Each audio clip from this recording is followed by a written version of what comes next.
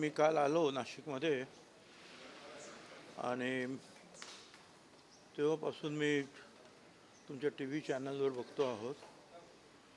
सगळीकडे हीच बातमी आहे. तर अलीकडे ते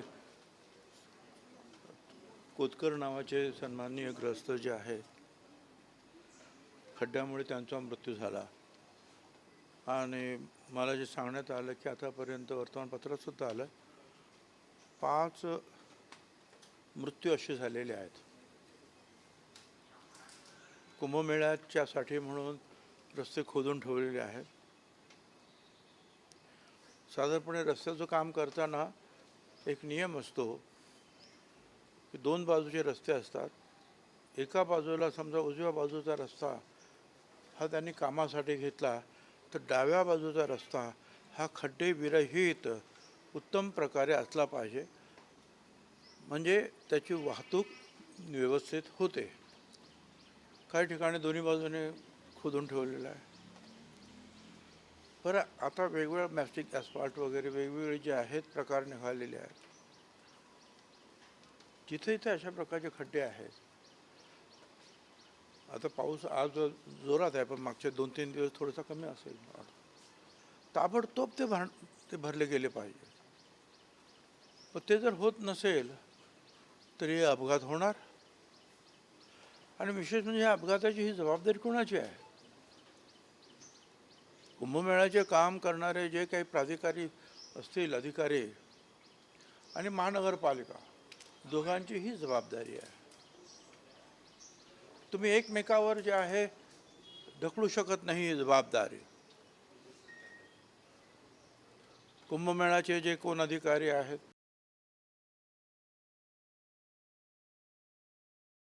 पालिकेच्या कमिशनर आहेत, त्यांनी याच्यामध्ये लक्ष द्यायला पाहिजे ना. मी तर असं ऐकतोय की महापौरांचंही कोण ऐकत नाही, आमदारांचंही कोणी ऐकत नाही. हा काय बजबजपुरी मांडलेली आहे या शहरामध्ये. बरं, हे बाकीचे सगळं काम करणारे जे आहेत, आपले मंत्री गिरीश महाजन, त्याने सुद्धा लक्ष दिलं पाहिजे ना. कुंभमेळा आमच्या नाशिकमध्ये व्हायला पाहिजे, पण तो आमच्या मुळावर येता कामा नये. आमची माणसं जे आहे मरता कामा नयेत. याच्याकडे काय कोणी लक्षच देत नाही आहे. नाशिकला एवढे खड्डे आणि एवढं बेकार नाशिक कधीही नव्हतं. त्या दिवशी मी एका लग्नाला सातपूरच्या पुढे गेलो होतो. प्रचंड खड्डे आणि त्याच्यामुळे सगळी जे आहे वाहतूकसुद्धा एकदम स्लो असते. त्याच्यामुळे ट्रॅफिक जॅम. पोलीस तरी काय करतील?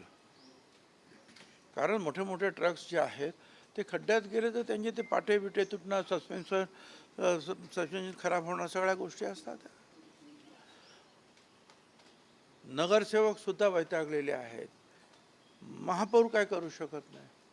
म्हणजे हे शहर काय वाऱ्यावर सोडले का?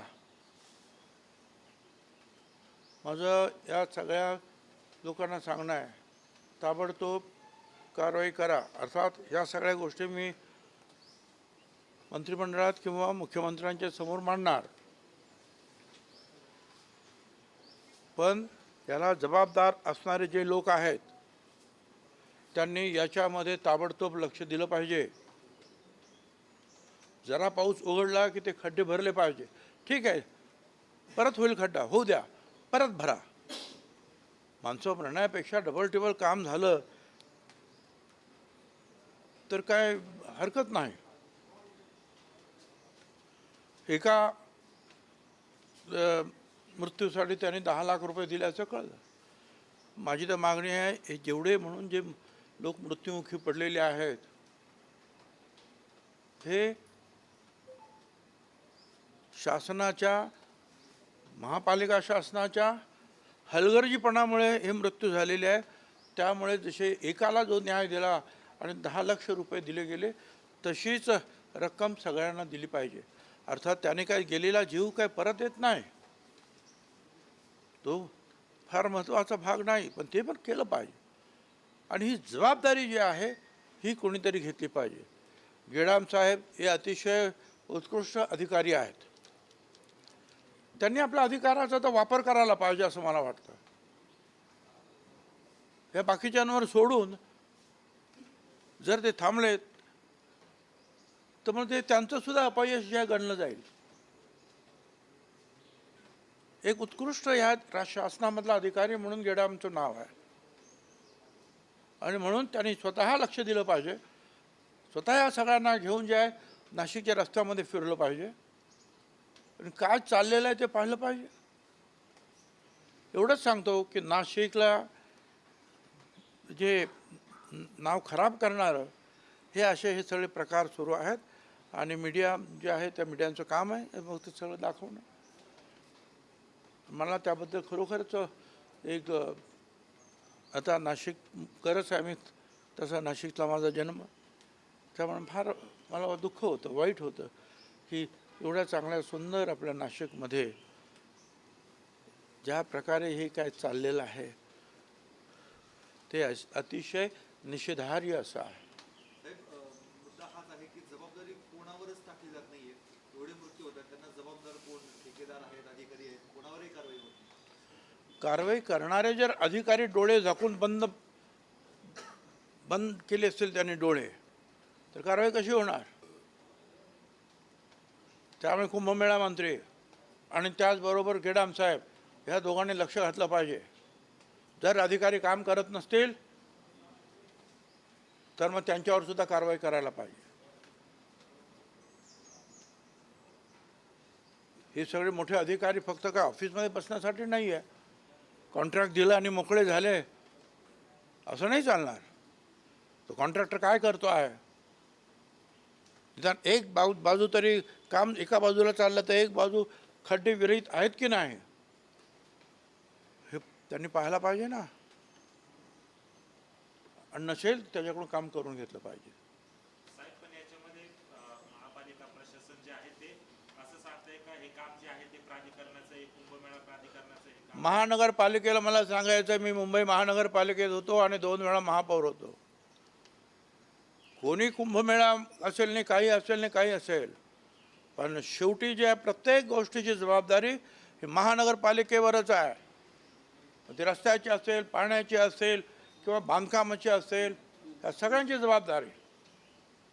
त्यांना वाटत असेल की हे कुंभमेळ्याचं काम त्यांनी त्यांना बोलवून घेतलं पाहिजे, सांगितलं पाहिजे माझं काम नाही त्याचं काम आहे असं म्हणून चालायचं नाही. जबाबदारी घ्यावीच लागेल महानगरपालिकेच्या आयुक्तांना. एक वीट जर इकडची तिकडे करायची असेल तर महानगरपालिकेची परवानगी लागते. आणि मग महानगरपालिकेचे असे चांगले झालेले रस्ते त्याची जर ही दुर्दशा होत असेल तर त्यांनी विचारायला नको? त्यांना तो अधिकार आहे.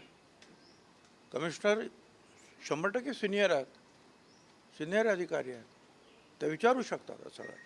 कुटुंबियांच्या पत्नी 2 तास महापालिकेत बसून होत्या, आंदोलन करत होत्या.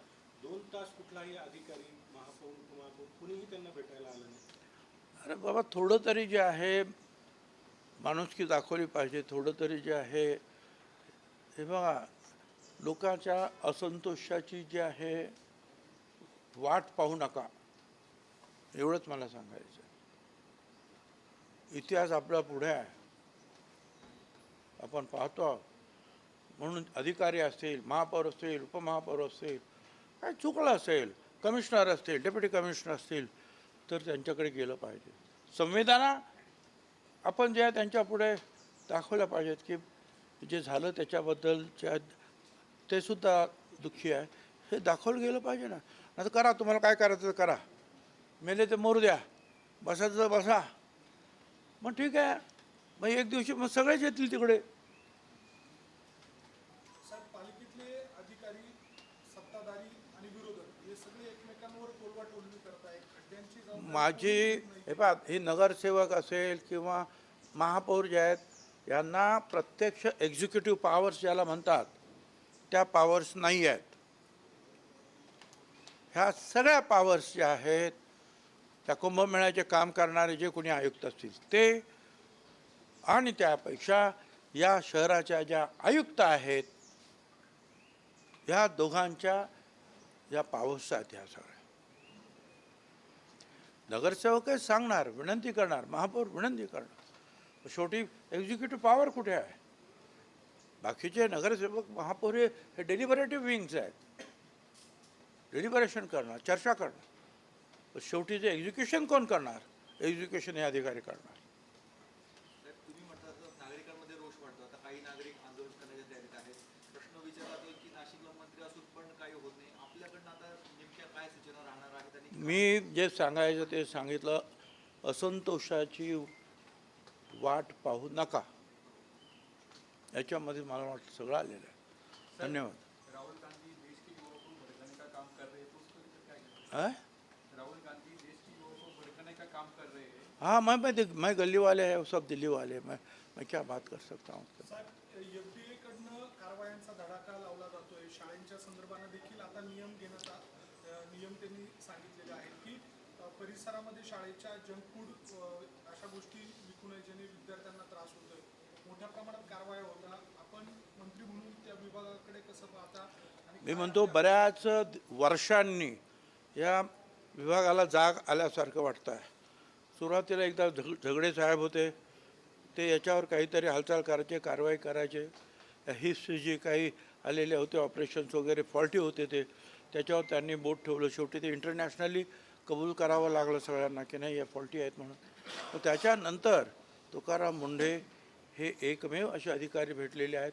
ठीक आहे, कोणाला वाटेल हा फारच जास्त करतो आहे, कोणाला त्याचा राग येईल, परंतु सर्वसामान्य पाहिल्यानंतर परदेशामध्ये, अमेरिकेमध्ये, सगळ्या ठिकाणी अशा रीतीच्या काय गोष्टी असतील, भेसळ असेल किंवा अस्वच्छता असेल, तर फार कडक शिक्षा आहेत आणि कडक कारवाई त्याच्यावर होते आहे.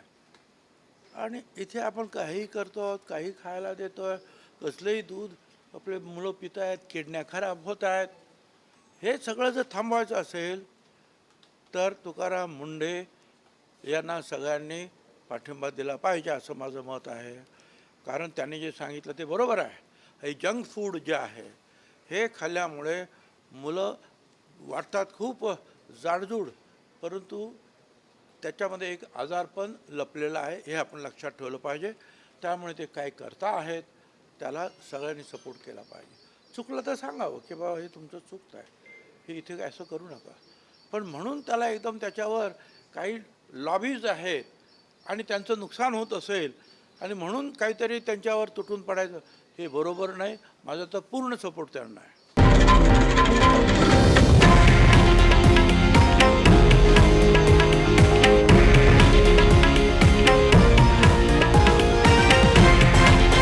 हे आहे देशातील नंबर 1 न्यूज नेटवर्क आणि आपण पाहत आहात TV9 मराठी, एकमेव.